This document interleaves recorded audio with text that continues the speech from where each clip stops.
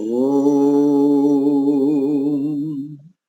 सहनावतु सहनौ भुनक्तु सह वीर्यं कर्वावहै तेजस्विनावधीतमस्तु मा विद्विषावहै। ओम शांति शांति शांति। सर्वेभ्यो नमः। सबको सादर नमस्ते जी। नहीं जब उसका कोई रूप नहीं है, किसको भोग लगाऊं। अजर अमर अंतर्यामी को जहाँ देखूं वहाँ पाऊं। अजर अमर अंतर्यामी को जहाँ देखूं भोग लगा, जहाँ देखूं वहाँ पाऊं। जिसका कोई रूप नहीं, जब उसका कोई रूप नहीं, किसको भोग लगाऊं। अजर अमर अंतर्यामी को जहाँ देखूं वहाँ पाऊं। जल सरिता गिरी वन उपवन में फूल है प्यारे प्यारे। जल सरिता गिरी वन उपवन में फूल है प्यारे प्यारे।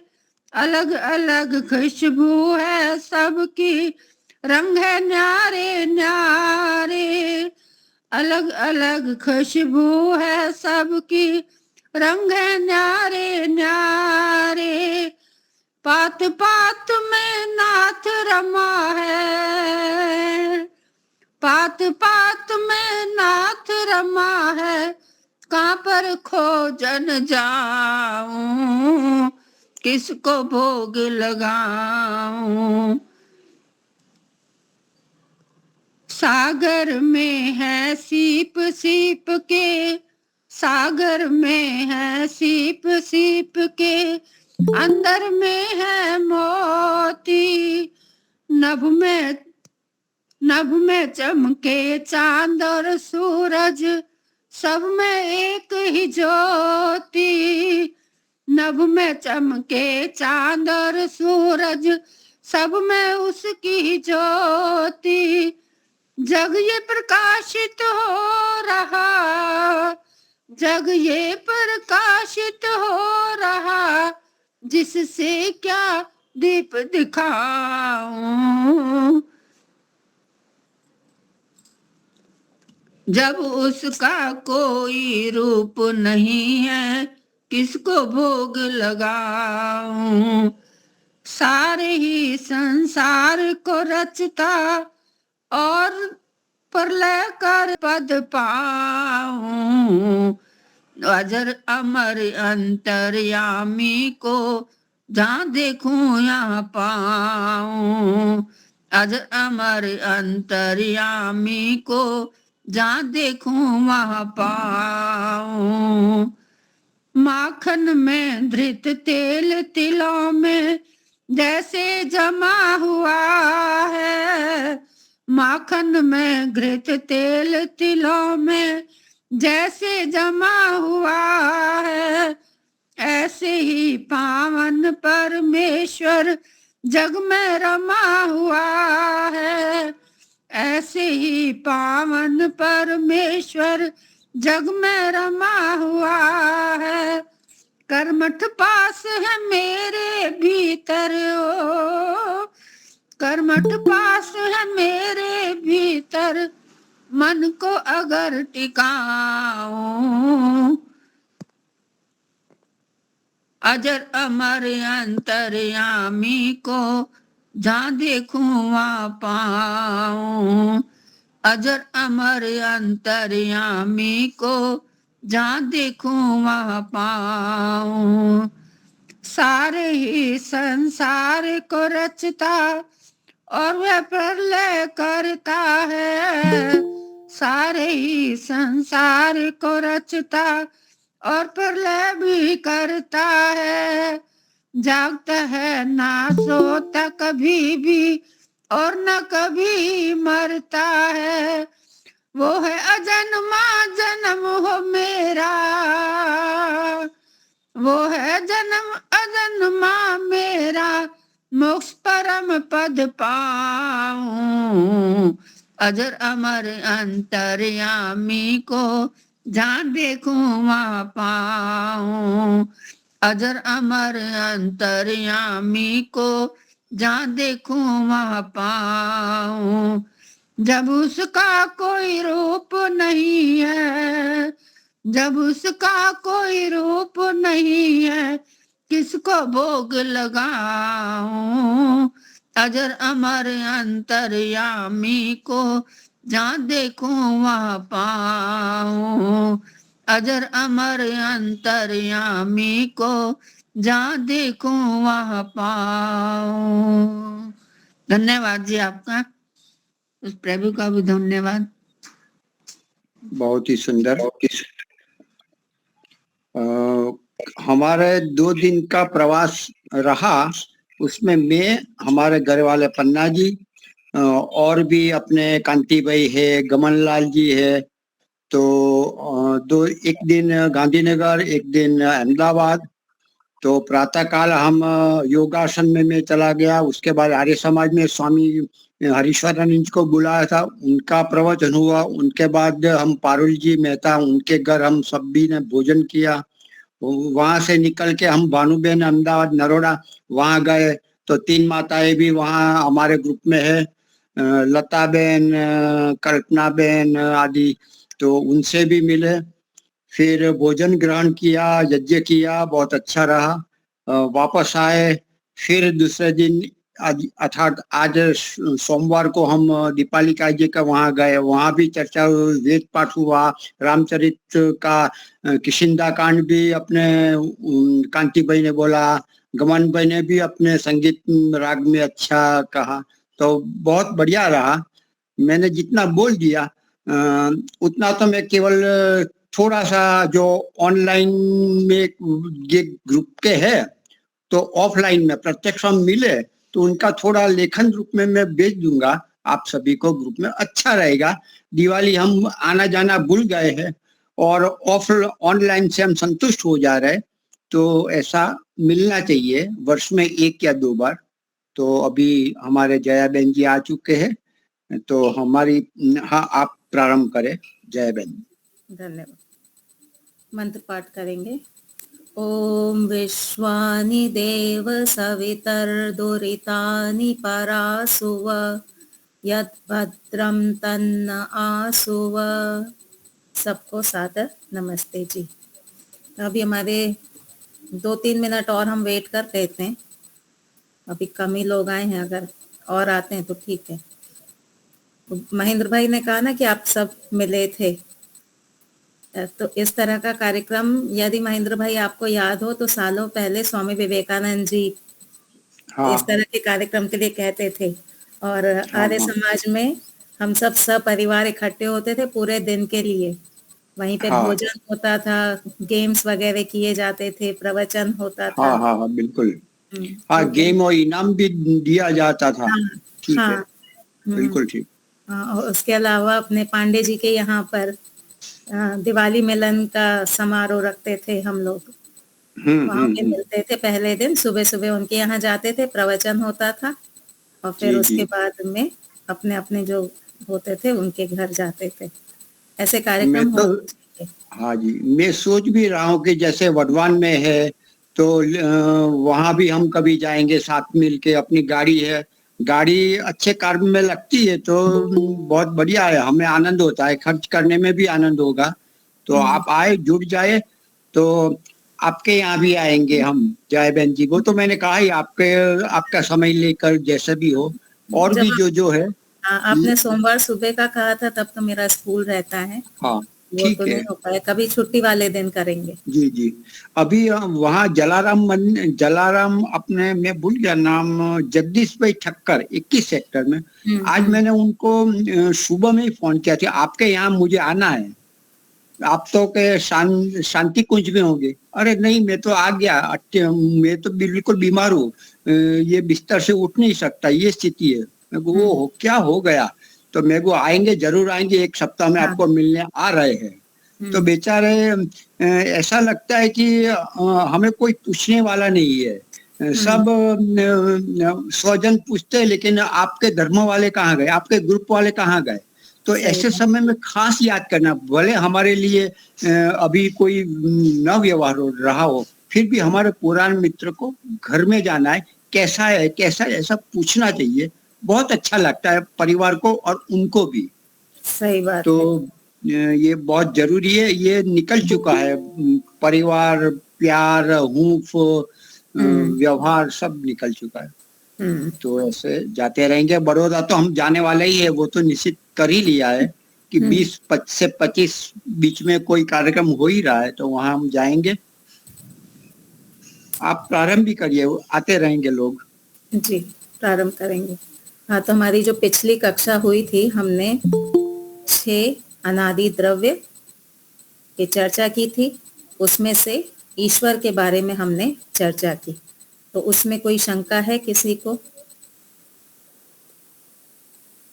किसी को कुछ पूछना हो तो? बहन जी, 6 अनादि द्रव्य जरा नोट करा दीजिए। जी, ईश्वर, जी, जीव, जी, प्रकृति, प्रकृति, दिशा, दिशा, काल, काल, आकाश। आकाश। जी ठीक, धन्यवाद। ये वैशेषिक के अनुसार। जी, वैशेषिक के अनुसार क्या ये मीन्स ऐसा नहीं कि केवल वैशेषिक में पुस्तक में ही है, व्यवहार में भी ये जो 6 द्रव्य हैं ये अनादि हैं, क्योंकि इनकी उत्पत्ति नहीं है। दिशा, काल, आकाश, ये 3 भी हमको जोड़ना है। ज्यादातर हम 3 का नाम लेते हैं, जीव, ईश्वर और प्रकृति, पर ये 3 भी अनादि द्रव्य हैं, दिशा, काल और आकाश। उत्पत्ति नहीं होती तो इनका नाश भी नहीं होता होगा। जी, इसीलिए ये अनादि हैं, नित्य हैं। नित्य है। ये जो 6 हैं ये अनादि हैं और नित्य हैं। इनकी बाकी उत्पत्ति नहीं होती, इसलिए इनका नाश भी नहीं होता। चेतन तो 2 ही हुए ना, बाकी तो सब जड़ है ना। जी, चेतन इसमें सिर्फ जीव और ईश्वर हैं, बाकी सारे जड़ हैं। परमाणु वाला केवल एक है, प्रकृति, बाकी सारे परमाणु रहित हैं। अच्छा, ठीक है। ठीक है। चलिए, तो आगे बढ़ते हैं हम। माइक बंद कर दीजिए, पर चर्चा करेंगे। ये बताइए, जीवात्मा किस पदार्थ का बना हुआ है? जैसे ये जो घर है ये ईंट, सीमेंट आदि का बना है, ऐसे जीवात्मा किसका बना हुआ है? 5 तत्व नहीं, कुछ नहीं गिन। जीवात्मा बना हुआ नहीं है, वो तो बना हुआ नहीं है आचार्य जी। हाँ, बस यही तो कंफ्यूज करना था ना आप लोगों को। जीवात्मा किसी भी द्रव्य से बना हुआ नहीं है। जीवात्मा जो है ना, उसका कोई उपादान कारण नहीं है।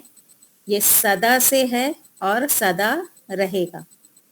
कोई भी समय ऐसा नहीं था कि इसको ईश्वर ने बनाया और तब इसकी सत्ता हुई। जैसे ईश्वर सदा से हैं, सदा रहेंगे, वैसे ही जीवात्मा भी सदा से है, सदा रहेगा। उसका कोई निमित्त कारण भी नहीं है, कोई उपादान कारण भी नहीं, किसी भी प्रकार का कारण नहीं है। बिना कारण के वो अस्तित्व सदा से है। उसका ना तो सत्यार्थ प्रकाश में बताए हुए 3 कारण, निमित्त, उपादान, साधारण, ये 3 कारण भी नहीं है। वैशेषिक में बताए 3 कारण, समवायी, असमवायी, निमित्त, ये 3 कारण भी ये 6 पदार्थों के, 6 द्रव्यों के नहीं। जीवात्मा का कोई कारण नहीं है उत्पत्ति का, इसलिए वो सदा से है और सदा रहेगा। जीवात्मा कैसा है? अणु स्वरूप है। जीवात्मा जो है ना, अणु स्वरूप है। अब यहाँ पे अणु का जो अर्थ है वो स्थान से हम नहीं लेंगे। अणु का अर्थ हम स्थान से नहीं लेंगे, अणु का अर्थ यहाँ पे हम लेंगे कि बहुत सीमित है, वो एक देशी है, वो पूरे में व्यापक नहीं है। महत और अणु परिमाण जो होता है ना, परिमाण, तो यहाँ पे हम परिमाण अर्थ में लेंगे कि जीवात्मा जो है वो अणु परिमाण वाला है, अर्थात वो एक देशी है, वो पूरे में व्यापक नहीं है। तो जीवात्मा कैसा है? बहुत बहुत बहुत ही छोटा सा है। इसको समझने के लिए, वो कितना छोटा है इसको समझने के लिए मैंने पहले भी एक उदाहरण दिया था, आज फिर एक उदाहरण देती हूँ। थोड़ा इसको ना बुद्धि से पकड़ने का प्रयास करिएगा। आपके हाथ में एक पानी की बूंद है, ठीक है? इमेजिन करिएगा, थोड़ा ऐसे सोच, एक कल्पना करिए कि आपके हाथ में एक पानी की बूंद है। और हमारे देश में कितनी जनसंख्या है? 140 करोड़, इतनी जनसंख्या है ना। तो 140 करोड़ लोग आपके सामने लाइन लगा करके खड़े हुए हैं। आपने उस एक बूंद को 140 करोड़ लोगों में बांटा, ठीक है? एक पानी की बूंद है, उसको 140 करोड़ लोगों में बांटा। अब एक व्यक्ति के पास कितना आएगा? बहुत बहुत बहुत थोड़ा सा आएगा, है ना? बहुत ही थोड़ा सा आएगा।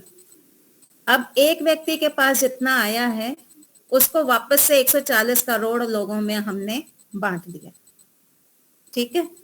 अब बताइए कितना बचा? बहुत छोटा सा, बहुत ही छोटा सा। तो ये जो हमने 2 बार बांटा ना, और जो हाथ में आया, ये तो होता है एटम। ये क्या होता है? एटम। एटम इससे भी छोटा है। अब ये एटम इतना छोटा है, जीवात्मा जो है ना उससे भी कई गुना छोटा है। जीवात्मा जो है वो उस एटम से भी कई गुना छोटा है, क्योंकि एटम के अंदर तो कितने सारे सत्व रजतम होंगे। एटम के अंदर भी बहुत सारे सत्व रजतम होते हैं, और जीवात्मा तो सत्व रजतम से भी छोटा है। तो जीवात्मा इतना अणु स्वरूप है, बहुत बहुत ही छोटा सा है, ठीक है?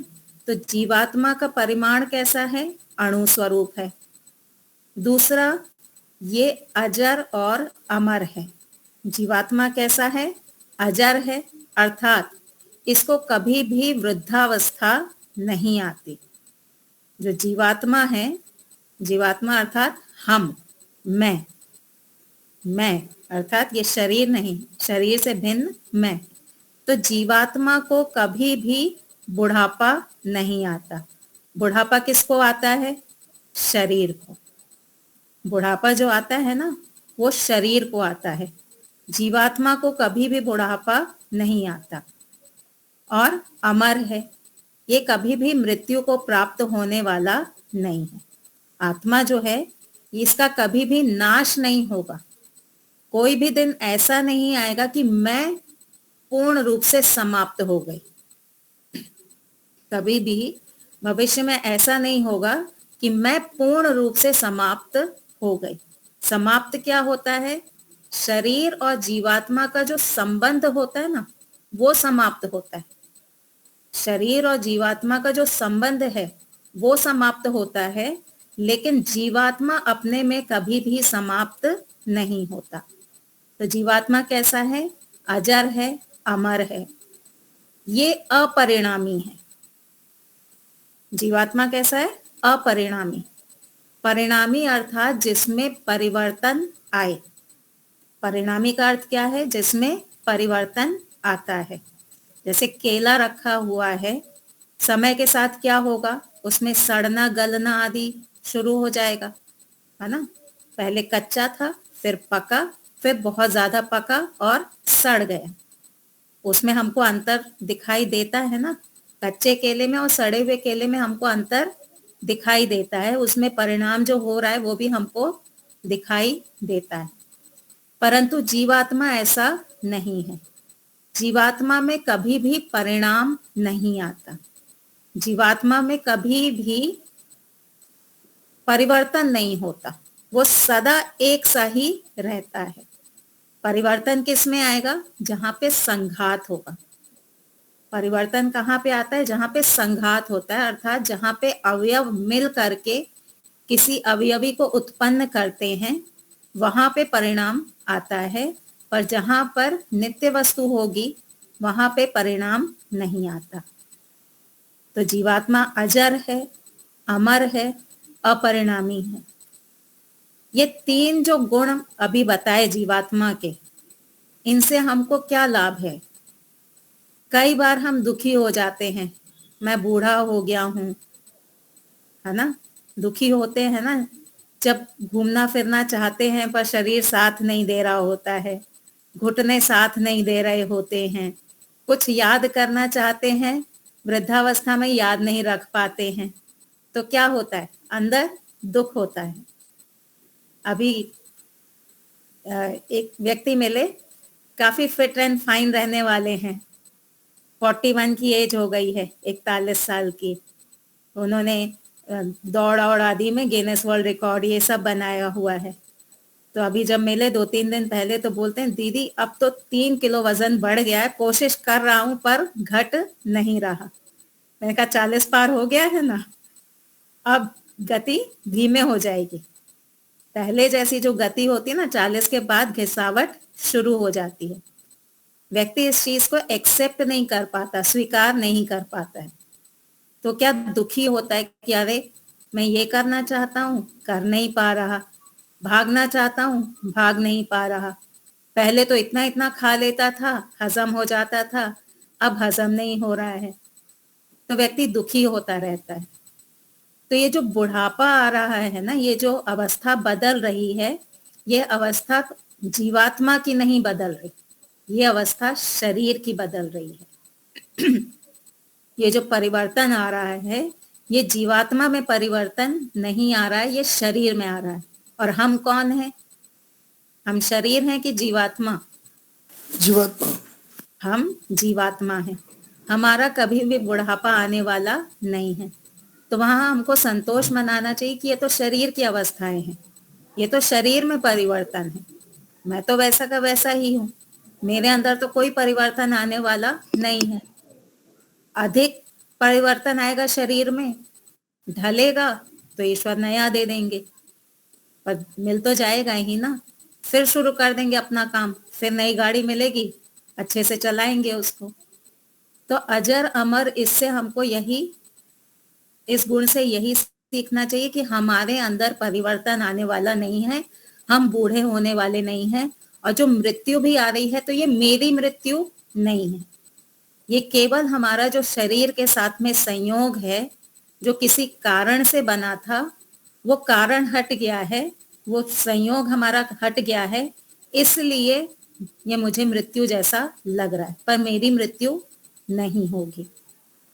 तो जीवात्मा अजर है, अमर है, अपरिणामी है, चेतन है। जीवात्मा कैसा है? चेतन है, अर्थात ज्ञानवान है।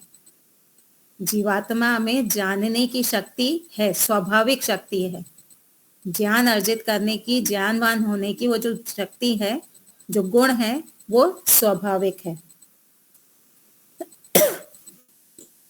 हम जीवात्मा शरीर के अंदर रहते हैं। मोक्ष वाली अभी हम बात नहीं करेंगे, हम बंधन अवस्था की बात करेंगे। हम जो जीवात्मा हैं, हम शरीर के अंदर रहते हैं। हमको शरीर की आवश्यकता क्यों है?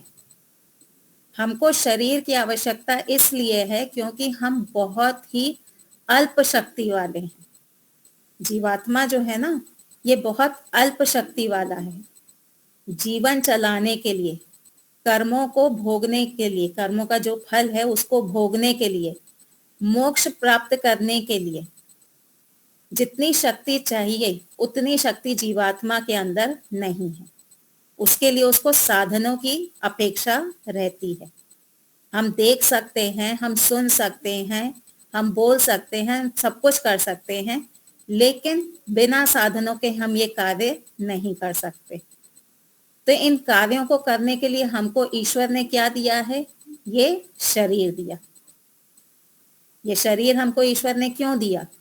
जिससे कि हम अपने कर्मों का फल भोग सकें और आगे नए अच्छे कर्म करके मोक्ष की प्राप्ति कर सकें। इसलिए ईश्वर ने हमको ये शरीर दिया है। अब जीवात्मा इस शरीर को छोड़ के, अभी जिस शरीर में हम रह रहे हैं, इस शरीर को सिर्फ एक ही कंडीशन में छोड़ सकता है। कब? जब मृत्यु आएगी। जीवात्मा जो है ना, इस शरीर को एक ही कंडीशन में छोड़ सकता है, जब मृत्यु आएगी। अब कई मत संप्रदाय वाले क्या कहते हैं कि फलाने ऋषि की आत्मा बाहर निकली, वो ध्यान में बैठे थे, उनकी आत्मा बाहर निकली, पूरे में घूम करके आई और वापस अपने शरीर में आ गई। अथवा आत्मा निकली, किसी पराये जानवर या किसी के शरीर में प्रविष्ट हुई, पर काया जो कहते हैं कि प्रविष्ट हुई और फिर वापस अपने शरीर में आ गई। तो ये वैदिक नियम नहीं है। वेद क्या कहते हैं? एक बार जो आपको शरीर मिला है, मृत्यु तक आप उसी शरीर में रहते हैं, आप उससे बाहर नहीं निकल सकते।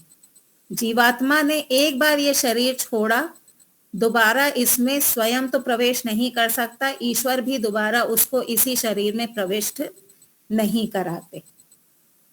जीवन जब तक है तब तक हमको इसी शरीर में रहना होगा। दूसरा, हम इस शरीर में मोटे मोटे जो हम कहते हैं वो हम हृदय स्थान में रहते हैं। जीवात्मा कहाँ पे रहता है? हृदय स्थान में। लेकिन ऐसा नहीं है कि वो केवल हृदय स्थान में ही रहता हो, वो पूरे शरीर में घूमता है। जीवात्मा जो है वो पूरे शरीर में घूमता है। जैसे आपने मान लीजिए 5 कमरों का घर बना रखा है, उसमें आपका एक मुख्य कमरा होगा, है ना? हम सबका एक एक कमरा होता है अगर बड़ा घर है तो हमारा कहने को तो एक कमरा है, अधिकतर काम हम अपने कमरे में ही करते हैं। लेकिन क्या हम सिर्फ उसी कमरे तक ही सीमित रहते हैं? नहीं, हम पूरे घर में घूमते हैं ना। खाना खाना हो तो डाइनिंग एरिया में जाएंगे, खाना बनाना हो तो किचन में जाएंगे, सोना हो तो बेडरूम में आएंगे, शौच आदि के लिए बाथरूम में जाएंगे। तो जैसे हम पूरे घर में घूमते हैं, वैसे ही ये जो शरीर है ये हमारा घर है, ये जीवात्मा का घर है। जीवात्मा पूरे शरीर में कहीं भी घूम सकता है जैसी उसकी इच्छा होगी। तो जीवात्मा जो है वो अंदर रहता है, अंदर रहते हुए, शरीर में रहते हुए वो शरीर का धारण किए हुए है मन के माध्यम से। अब अंदर रहते हुए जीवात्मा जो उसके निकटतम साधन है वो है बुद्धि, अहंकार, चित्त और मन। कहने को 4 हैं पर द्रव्य रूप में 3 ही हैं। जो मन है उसी का ही एक नाम चित्त भी है, उसी का ही नाम मन है। ये साधन, सबसे निकटतम साधन हमको ईश्वर ने दिए हुए हैं कर्म करने के लिए। जीवात्मा को जो साधन मिले हुए हैं, ये साधन मिले हुए हैं कर्म करने के लिए। इसके अलावा ज्ञानेंद्रियां, कर्मेंद्रियां, तन्मात्राएं आदि भी मिली हुई हैं। जीवात्मा की स्थिति अभी कैसी है? आप में से कितने लोग हैं जो थिएटर में जाकर के जिन्होंने मूवी देखी हो, स्क्रीन पे पिक्चर देखी है?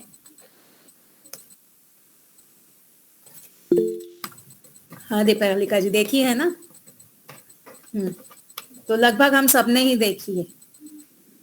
अब जब हम थिएटर में जाते हैं, स्क्रीन पे मूवी चल रही होती है ना? स्क्रीन पे जो है पिक्चर चल रही होती है। जब हम यहाँ बैठे होते हैं, सामने हीरो हीरोइन का कोई सीन आ रहा है, कोई मार धाड़ का सीन आ रहा है, तो वो मार धाड़ हम कर रहे होते हैं या स्क्रीन पे वो चित्र चल रहा होता है? चित्र चल रहा होता है। स्क्रीन पर चित्र चल रहा होता है। अब जब वो स्क्रीन पे चित्र चल रहा होता है तो हमारी बुद्धि कैसी हो जाती है? अगर मूवी बहुत अच्छी है तो हमारी बुद्धि, अगर मूवी अच्छी है तो हमारी बुद्धि कैसी बनती है? मैं मार रही हूँ, है ना? कोई घूमने घामने का, कोई गार्डन का सीन हो तो बुद्धि कैसी बनती है? मैं घूम रही हूँ। खाने पीने का हो तो मैं खा रही हूँ। तो यदि मूवी बहुत एंगेजिंग हो, बहुत अच्छी हो, तो हम उसको अपना हिस्सा मान लेते हैं कि मैं ही ये सब कर रही हूँ। ऐसा होता है ना। तो बस यही स्थिति हमारी है। जितने भी बाहर के जो दृश्य है ना, भोजन है, वस्त्र हैं, अच्छे अच्छे शब्द हैं, गंध है, ये जो बाहर के दृश्य हैं, ये हमारे चित्त पे मूवी के रूप में हमको दिखाई देते हैं। जितने भी बाहर के विषय हैं, ये सारे के सारे विषय हमारे चित्त, इसको आप थिएटर में जो स्क्रीन है वो मान लीजिए, हमारे चित्त तक ही सीमित रहते हैं। हम दर्शक के रूप में बैठ करके केवल उस चित्त पे इन सबको देखते हैं। अब जब मूवी रिलीज होती, मान लीजिए कि 3 मूवी रिलीज हुई, ठीक है, एक ही टाइम पे 3 मूवी रिलीज हुई, क्या आपको कोई फोर्स करता है कि तीनों देखो जाके, या आपकी चॉइस होती है कि मैं जो देखना चाहूं वो देखूं? आपकी चॉइस होती है। आपकी चॉइस होती है। हाँ, आपको जो देखने की इच्छा होगी आप वहां का टिकट लेंगे और जा करके देखेंगे। वैसे ही ये जो संसार में अलग अलग विषय हैं, वहां पे हमारी चॉइस होती है कि हमें कौन सा विषय पकड़ना है, और उस प्रकार का जो दृश्य है हमारे चित्त पर बनता है, और हम केवल अंदर बैठ करके उस दृश्य को देखते हैं। हम दृष्टा हैं, हम उस चित्र को केवल अंदर बैठ करके देखते हैं। वो दृश्य, जैसे थिएटर की मूवी हमारे अंदर नहीं घुस जाती, उसके हीरो हीरोइन निकल करके हमारे अंदर नहीं घुस जाते, वो स्क्रीन तक ही रहते हैं। वैसे ही बाहर के जो विषय हैं वो चित्त तक ही रहते हैं, वो हमारे अंदर अर्थात जीवात्मा के अंदर प्रविष्ट नहीं होते। पर जैसे मूवी देखते हुए हमें लगता है मैं ही नाच रही हूँ, मैं ही मार रही हूँ, मैं ही घूम रही हूँ, मेरे साथ ही ऐसा हो रहा है। कई लोग तो रोने लग जाते हैं ना, पिक्चर में दिखाते हैं कि माँ की मृत्यु हो गई, तो क्या लगता है मेरी माँ की मृत्यु हो गई, रोना शुरू हो जाते हैं, रिएक्ट करने लगते हैं ना। पर क्या ये असलियत है? वो सिर्फ पिक्चर तक ही सीमित है। तो यही स्थिति हमारी आंतरिक रूप से होती है। परिवर्तन कहाँ पे आते हैं? चित्त में आते हैं। ये सारे दृश्य जो हैं वो चित्त तक ही सीमित रहते हैं। पर हम क्या मान लेते हैं? जीवात्मा क्या मानता है? ये सब कुछ मेरे अंदर हो रहा है। ये सब कुछ कहाँ हो रहा है? मेरे अंदर हो रहा है, पर ये हमारे अंदर नहीं होता। स्वामी सत्यपति जी का एक प्रवचन मैं सुन रही थी, तो उसमें उन्होंने कहा कि आपको वैराग्य तब तक नहीं होगा, आपको वैराग्य तब तक नहीं होगा, आपको ईश्वर की प्राप्ति तब तक नहीं होगी जब तक आप अपने आप को भोक्ता मानेंगे। जब तक आप अपने आप को भोक्ता मानेंगे तब तक आपको वैराग्य की प्राप्ति, आपको ईश्वर की प्राप्ति नहीं होगी। अब अभी तक तो हम ये जानते थे कि जीवात्मा भोक्ता है। ये भोग्य ईश्वर ने किसके लिए बनाए? जीवात्मा के लिए। अब स्वामी सत्यपति जी कह रहे हैं अपने आप को भोक्ता मत मानो। तो यहाँ पे स्वामी सत्यपति जी का क्या अर्थ होगा? भोक्ता न मानना अपने आप को, इसमें क्या अर्थ लेना चाहिए हमको?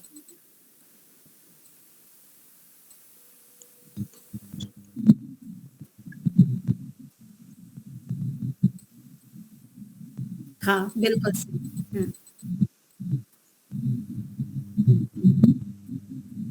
हाँ, तो यहाँ पे हम अपने आप को भोक्ता क्यों मानते हैं? जब हम रसगुल्ला खाते हैं तो हमें क्या लगता है? मेरे अंदर गया, है ना। रसगुल्ला खाते हुए लगता है मेरे अंदर गया। जब बहुत अच्छे कपड़े पहनते हैं, सुंदर से तैयार होते हैं, तो क्या लगता है?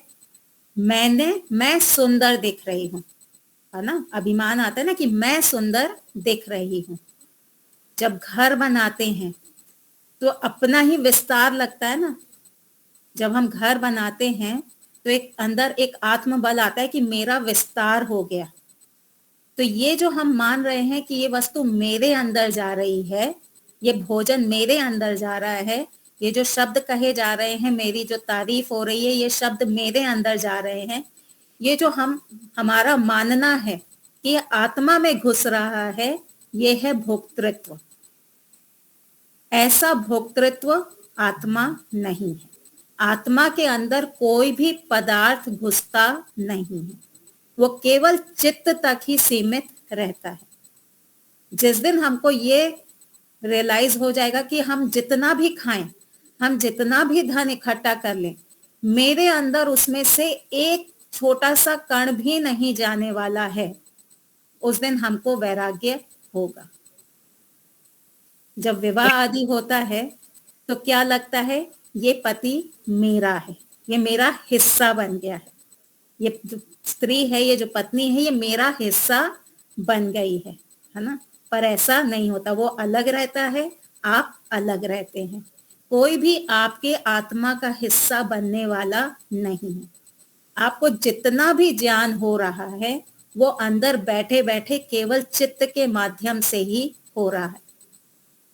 जैसे एक कैदी है ना, एक जेल में जो कैदी है, उसको बाहर के सारे समाचार देते रहो, एक कैदी को बाहर के सारे समाचार देते रहो, तो उसको तो केवल ज्ञान ही मिल रहा है कि बाहर ऐसा ऐसा हो रहा है, उस तक तो पदार्थ पहुंच नहीं रहा, उस तक तो पदार्थ नहीं पहुंच रहा, उसको तो केवल ज्ञान हो रहा है। तो क्या वो खुश होता है? नहीं होता। क्यों? क्योंकि उसको पता है मेरे तक तो कुछ भी नहीं आ रहा, बाहर कितना भी कुछ भी होता रहे, मेरे तक तो कुछ भी नहीं आ रहा। तो वही स्थिति हमारी है। हम कैदी हैं, हम इस शरीर के अंदर रह रहे हैं, हमको केवल बाहर का ज्ञान मात्र हो रहा है। हमारी शक्ति कितनी है? हम केवल ज्ञान प्राप्त कर सकते हैं। रसगुल्ला मीठा है, अच्छा है, स्वादिष्ट है, पर मेरे अंदर नहीं आ रहा। समोसा चटपटा है, पर मेरे अंदर नहीं आ रहा। फिर आगे जब खाने बैठेंगे तो बुद्धि क्या बनेगी? 1 खाओ, 2 खाओ, 10 खाओ, कितना भी खा लो, अंदर तो नहीं घुस रहा ना, केवल ज्ञान हो रहा है। तो पहले में जो ज्ञान था वही 10वें में ज्ञान है। एक ही मिठाई वाले से यहाँ रसगुल्ला अगर हम लेके आए तो पहला और 10वां दोनों में ज्ञान तो एक ही है, तो हमको संतोष हो जाएगा कि पहला जो खाया था वो जो ज्ञान हुआ वही तो 10वें में है, फिर हम इतने सारे क्यों खाएं? खा करके अपने संस्कार भी बिगाड़ेंगे। जो दूसरे खा सकते थे उनका हिस्सा भी हम खा लेते हैं, तो हिंसा भी हम कर रहे हैं। तो जब मेरे अंदर जा ही नहीं रहा है तो इतना भोगने की आवश्यकता नहीं है, इतना सारा हमको थाली में लेने की आवश्यकता नहीं है।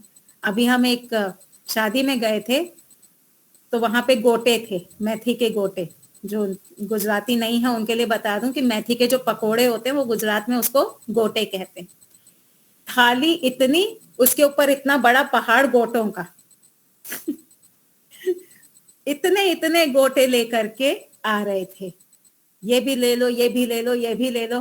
घर पे नहीं खाते होंगे, बाहर निकल के खाते हैं। क्यों खाते हैं? ये सब मेरे अंदर जाएगा। और वहां पे सच में मारम मारी हो रही थी गोटों के नाम पे। जैसे ही वो गोटे आते थे खत्म, फिर वो दूसरी टर्न आया फिर खत्म, तीसरा आया फिर खत्म। वहां पे पूरी भीड़ इकट्ठी हो गई थी गोटे खाने के लिए। तो क्यों ये भीड़ इकट्ठी होती है? ये साबरमती जेल है, वहाँ भजिया स्पेशल मिलते हैं, तो बहुत बार हम गए, ऑफिस से भी ले आते थे सभी के लिए। हाँ जी।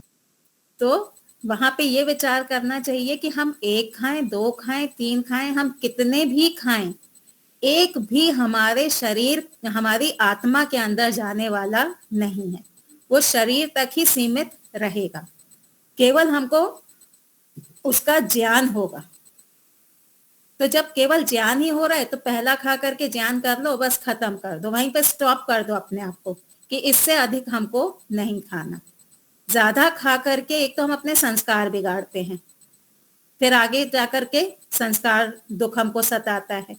एक बार खा लिया, अब दोबारा खाना है, उसी दुकान का खाना है, खूब सारा खाना है तो संस्कार दुख भी होगा, परिणाम दुख भी होगा।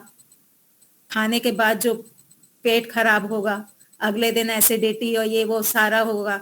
सारे कामों से फिर मन ऊपर उठ जाता है, कुछ करने की इच्छा नहीं होती जब शरीर साथ नहीं देता है। तो भोगों को भोगने से दुख की ही प्राप्ति होती है, ये हमको स्पष्ट हो जाएगा। हमको केवल ज्ञान ही प्राप्त करना है। जब ये स्पष्ट हो जाएगा ना, तो हमको वैराग्य की प्राप्ति होगी। अभी हमको राग है क्योंकि हमको हमारे अंदर ये क्लैरिटी नहीं है कि हम भोक्ता नहीं है। तो जीवात्मा भोक्ता नहीं है, ये केवल ज्ञान प्राप्त करता है अंदर बैठ करके। ठीक है, तो जीवात्मा बहुत सूक्ष्म है, बहुत छोटा सा है, अजर है, अमर है, इसमें कभी भी परिवर्तन आने वाला नहीं है। एक प्रश्न है, जी, क्या पाप किए बिना अथवा तो हिंसा किए बिना भोग सकते हैं? नहीं, बिना पाप किए, बिना हिंसा किए जीवात्मा भोग नहीं भोग सकता। क्यों? क्योंकि ये अल्प शक्ति वाला है। जीवात्मा जो है ना, ये अल्प शक्ति वाला है, इसलिए ये बिना पाप किए भोगों को भोग नहीं सकता। एक इसको उदाहरण से समझेंगे। हमको भोजन की आवश्यकता है कि नहीं है? है। शरीर चलाने के लिए हमको भोजन की आवश्यकता है। अब जब हम भोजन, हमने सब्जी खरीदी, उस पे बहुत सारे बैक्टीरिया आदि लगे होते हैं। हम उनको धोते हैं। जब हम उनको धोते हैं तो जो जर्म्स हैं वो मरते हैं, है ना? क्या हम बिना उनको मारे हमें उसका भोग करना चाहिए? नहीं करना चाहिए, तो हमको मारना ही पड़ेगा। जब हम पकाते हैं तो पकाते हुए भी कई सारे जो उसमें जर्म्स होते हैं वो मरते हैं। दूसरा, जब हम बीमार पड़ते हैं तो हमारे, जैसे अभी ये कोविड आदि हुआ था, तो कोविड क्या है? आपके बॉडी में वायरस का ग्रोथ, आपकी बॉडी में वायरस है। या फिर टाइफाइड आदि होता है जो बैक्टीरिया के कारण होता है, तो आप एंटीबायोटिक दवा लेते हैं, है ना? एंटीबायोटिक दवा लेते हैं ना। एंटीबायोटिक दवा क्या करती है? जो शरीर में बैक्टीरिया है उनको मारती है। तो आपको अपना शरीर चलाने के लिए ये हिंसा करनी ही पड़ेगी। ये हिंसा किए बिना आप शरीर नहीं चला सकते। आप सांस छोड़ते हैं, बहुत सारे जर्म्स बाहर निकलते हैं, उससे दूसरों को भी हानि होती ही होगी। इसीलिए वो कोरोना काल में लगा लेते थे ना मास्क, तो वो भी क्या है? एक प्रकार की हिंसा है। तो हम इनसे नहीं बच सकते। भोगों को भोगना है तो हिंसा करनी पड़ेगी, इसलिए अधिक भोगों को ना भोगें। जितने ज्यादा भोग भोगेंगे उतनी ही हिंसा अधिक होगी। तो भोगों को कम कर दें, जो भोगना है उसको कम कर दें। केवल जीवन चलाने के लिए जितना हमको चाहिए बस उतना ही हम भोगें, तो हिंसा भी हमारी कम होगी। ठीक है। योगेश्वरी माता जी, आपने हाथ खड़ा किया है। हाँ जी आचार्य जी, जब आत्मा भोगता नहीं है तो फिर हम अपने कर्मों का फल भोगने के लिए ही तो ईश्वर हमें जन्म देता है। जी, तो यहाँ पे जो भोक्ता शब्द का जो अर्थ हमको लेना है वो पदार्थों से लेना है, वो द्रव्यों से लेना है। यानी बाहर के जो विषय है ना, रूप, रस, गंध, स्पर्श आदि, ये हमारे अंदर नहीं जाते। आप कितना भी भोजन करें वो आपके अंदर नहीं जाएगा। आप कितने भी अच्छे साड़ी पहन लीजिए, वो आपके आत्मा के अंदर नहीं जाने वाली। आप मर्सिडीज कार खरीद लीजिए, वो भी आपके आत्मा का हिस्सा बनने वाली नहीं है। तो ये यहाँ पे बाह्य विषयों की बात है। और रही बात सुख दुख के भोक्ता की, तो वो हमें अनुभूति होती है, वो हमें ज्ञान होता है कि मैं दुखी हो रही हूँ, मैं सुखी हो रही हूँ, उस अर्थ में है। ठीक है, अंतर समझ में आया? अभी ठीक से बैठा नहीं आचार्य जी। देखिए, जब आप रसगुल्ला खाते हैं जी, जब आप रसगुल्ला खा रही हैं तो आपको सुख की अनुभूति होती है, हाँ है ना? होती। हाँ, तो वो जो सुख की अनुभूति है वो केवल ज्ञान रूप में ही है ना। ज्ञान हुआ, ज्ञान से आपको सुख हुआ। ठीक है। क्या रसगुल्ला आपके अंदर गया? नहीं। नहीं गया। तो रसगुल्ला नहीं जा रहा है, इसलिए आप भोक्ता नहीं है। रसगुल्ला आपके अंदर नहीं जा रहा है, इसलिए आप भोक्ता नहीं है। केवल उस ज्ञान से आप सुखी और दुखी होते हैं। उस ज्ञान के कारण आप सुखी या दुखी होते हैं। ठीक है? ठीक है, आया पर समझ? वो मतलब ईश्वर हमें ये शरीर देता है हमारे कर्मों के फल भोगवाने के लिए, है ना। और जब हम अब ये तो है कि शरीर ही भोगता है उसको, आत्मा तो कहाँ भोगती है। लेकिन कहा तो ऐसे ही जाता है कि ईश्वर हमें जन्म देता है हमारे कर्मों का फल भोगाने के लिए हाँ संसार में। हाँ, देखिए, हमने पिछले जन्म में अच्छे कर्म किए, हमको अच्छे माता पिता मिल गए, हमको अच्छे सुख साधन मिल गए, तो हमारा जीवन आराम से कट रहा है। जो चीजें चाहिए हमको आसानी से मिल गई। हमने बुरे कर्म किए तो हमारा जीवन कष्टमय हो गया। पढ़ने को कोई स्कूल नहीं भेजा हमको, हमारे पास किताबें नहीं थी, हमारे पास कपड़े नहीं थे। तो इस रूप में ईश्वर हमको फल देते हैं, जिसके कारण हम सुखी या दुखी होते हैं। फिर शरीरों में भी अंतर होता है। एक कुत्ते का शरीर है, एक मनुष्य का शरीर है। कुत्ते के शरीर में अधिक दुख है, मनुष्य के शरीर में कंपैरेटिवली कम दुख है। तो इस प्रकार से ईश्वर हमको फल देते हैं जिसे हमें भोगना ही है। लेकिन पदार्थ रूप में हमारे अंदर कोई वस्तु जाती हो, ना कुत्ते के अंदर, कुत्ते की आत्मा में कोई वस्तु जाती है, ना हमारी आत्मा में कोई वस्तु जाती है। तो हम केवल ज्ञान के माध्यम से सुखी दुखी होते हैं। पदार्थ रूप में हमारे अंदर कोई परिवर्तन नहीं आता। लेकिन ये जो आत्मा हमारे शरीर के द्वारा कार्य कराती है, कार्य तो शरीर के द्वारा कराती है। हाँ, तो उसमें करने वाली तो आत्मा ही है फिर। जी जी, कर्ता तो आत्मा ही है, इसलिए आत्मा को ही फल मिलता है। स्वतंत्र कर्ता और कर्ता को ही फल मिलेगा। तो शरीर को अगला जन्म नहीं मिलता ना, अगला जन्म तो हमारी आत्मा यानी हमें ही मिलता है, जो कि हमारे कर्मों के आधार पे होता है।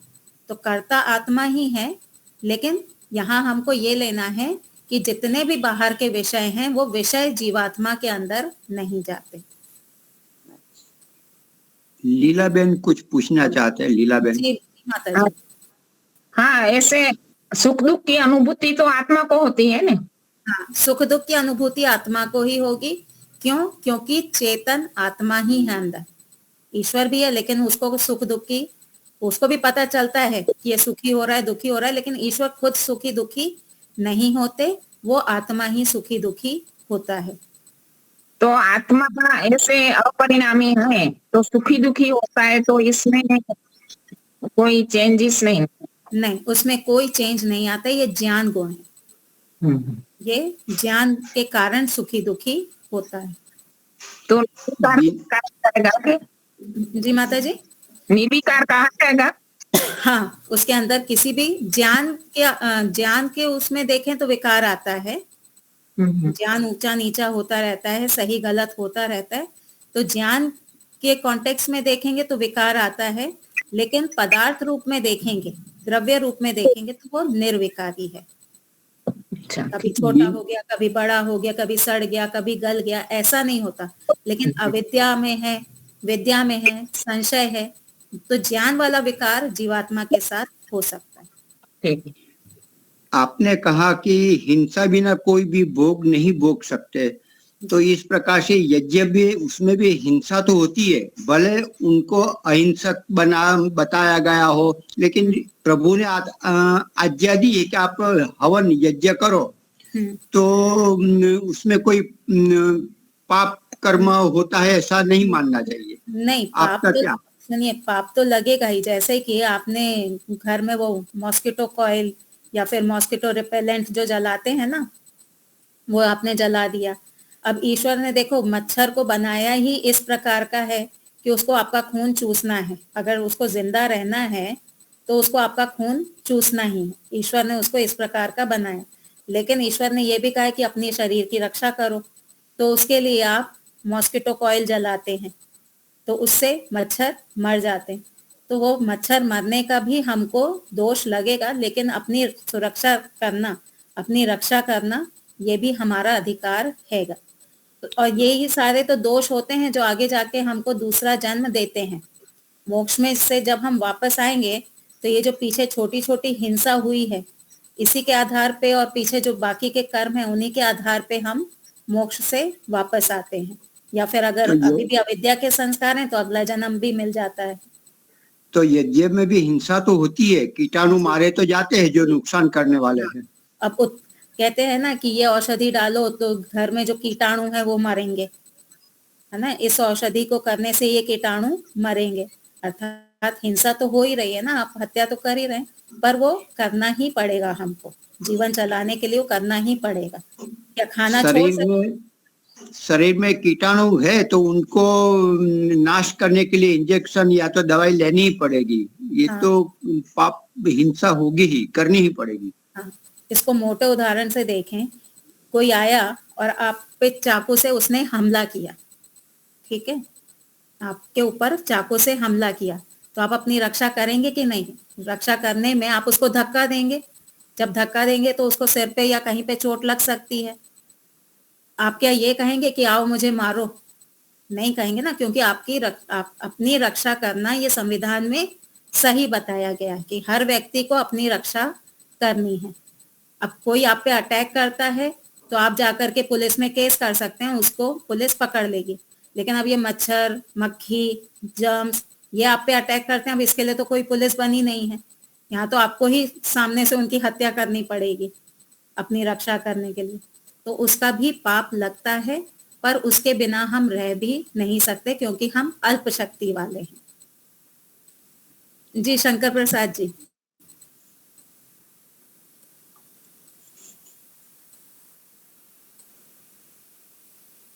अनम्यूट करिए। मैं बोलूं? हाँ, हाँ। आवाज योगेश्वरी माता जी भी बोलना चाहते हैं। शशांक जी बोलिए। कई बार हम पढ़ते लिखा है शास्त्रों में भी, विद्वान भी कहते हैं कि वैदिक हिंसा हिंसा न भवती। वेदों में जहाँ जहाँ बात जो बताई है तो बताए निषेध, और दोनों बात बताई है, विधि और निषेध। जहाँ विधि बताई है अवश्य करनी चाहिए, जो निषेध वो निषेध है। इसका तात्पर्य क्या है? दूसरा एक वाक्य आता है, जीवो जीवस्य जीवनम। एक जीव दूसरे के ऊपर आधारित होकर ही जीवन जीता है, तो इसका तात्पर्य क्या है? उसमें हिंसा नहीं होती। ये जो जीवो जीवस्य वाला है ना, ये हमको बहुत मोटे स्तर पे नहीं लेना है।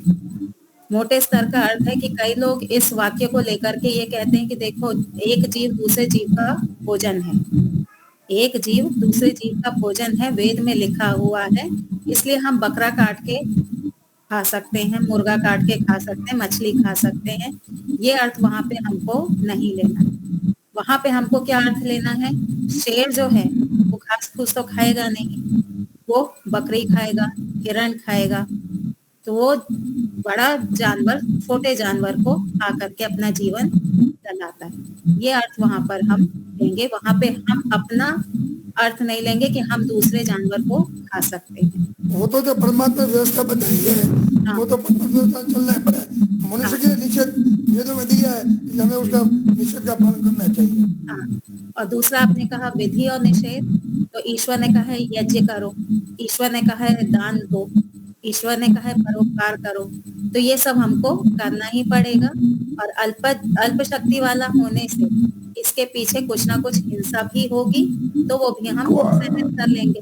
अब जैसा हमारा स्वभाव है, जैसा हमारा स्वरूप है, उसको तो हम नहीं छोड़ सकते। हम अल्प शक्ति वाले हैं, हमसे हिंसा दूसरे की आवाज आ रही है। शंकर प्रसाद सरस्वती माता जी भी बोलना चाहते हैं। ठीक है शशांक जी। हाँ शंकर जी बोलिए। जो कहा गया आत्मा इंद्रिय मनोयुक्तम भोक्ता इति आहुर मनुष्य, कठोपनिषद में जो आया हुआ है, तो आत्मा तो इंद्रियों के माध्यम से भोग करता है। इंद्रियों के माध्यम से जो भोग करता है, अर्थात इंद्रियों के माध्यम से उसको ज्ञान प्राप्त होता है, ज्ञान ही प्राप्त होता है। हाँ, हाँ। आत्मा अकेला बिना इंद्रियों के, बिना मन के, बिना बुद्धि के ज्ञान प्राप्त नहीं कर सकता। इनके माध्यम से केवल उसको ज्ञान प्राप्त होता है। जैसे कि आप पिक्चर देखने बैठे हैं, आपको केवल ज्ञान प्राप्त होगा कि वहां पे लड़ाई हो रही है, वहां मार धाड़ हो रही है, वहां पे बगीचा दिखाया जा रहा है, केवल आपको उसका ज्ञान प्राप्त होता है। वो बगीचा आपके अंदर नहीं घुस जाता, वो लड़ाई आपके अंदर नहीं घुस जाती। वैसे ही बाहर के विषयों का केवल आपको ज्ञान प्राप्त होता है, बाहर के विषय आपके अंदर नहीं घुस जाते, जीवात्मा के अंदर नहीं घुस जाते। ठीक है। ठीक ठीक, ये हाँ सरस्वती दीदी। नमस्ते दीदी। नमस्ते जी। मुझे ये पूछना है, तो क्या हम ऐसा माने कि हमारे सारे कर्म पाप और पुण्य से मिश्रित है? हमारे सारे कर्म पाप और पुण्य से मिश्रित है? एकता तो होती है हर एक कर्म में। नहीं, सारे उससे मिश्रित नहीं है।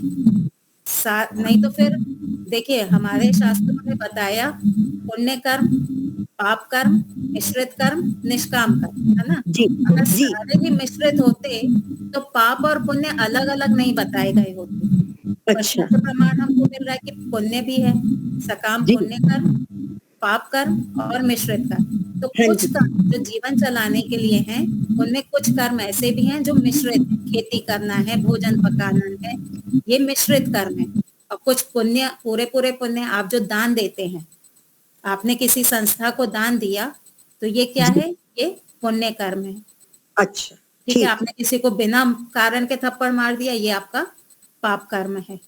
अच्छा ठीक है। हाँ धन्यवाद जी। हाँ जी। बहन जी, वो ईश्वर जो है उसके कण, उसके तो सूक्ष्म से सूक्ष्म कण होंगे ना? ईश्वर के? हाँ। ईश्वर के कण नहीं है। ईश्वर एक ऐसा द्रव्य है जो सब में फैला हुआ है, सबसे विस्तृत है। महतो महियान और अणु और अणियान महतो महियान, ऐसा कहा गया ना। अणु से अणु है और बड़े से बड़ा है, यानी वो एक ऐसा द्रव्य है जो सबके अंदर फैला हुआ है, छोटे से छोटे वस्तु से लेके बड़े से बड़े वस्तु तक। और वो किसी कण का बना हुआ नहीं है, वो कई कणों का संघात नहीं है, वो एक द्रव्य है। जैसे प्रकृति जो है, जो हमारे सामने अभी पुस्तक है, ये कई द्रव्यों का, कई परमाणुओं का संघात है। ईश्वर इस प्रकार का संघात नहीं है, वो एक पदार्थ है जी। ठीक है। प्रहलाद भाई जी, आपने अवयव और अवयवी जो कहा ना, उसको थोड़ा डिफाइन करो ना जी। एक कपड़ा है आपके पास, ठीक है, आपके हाथ में एक रुमाल है। वो रुमाल एक वस्तु है ना। रुमाल जो है एक वस्तु, हम कहते हैं ना कि एक रुमाल लेके आओ, तो एक रुमाल हम लेकर के आ जाते।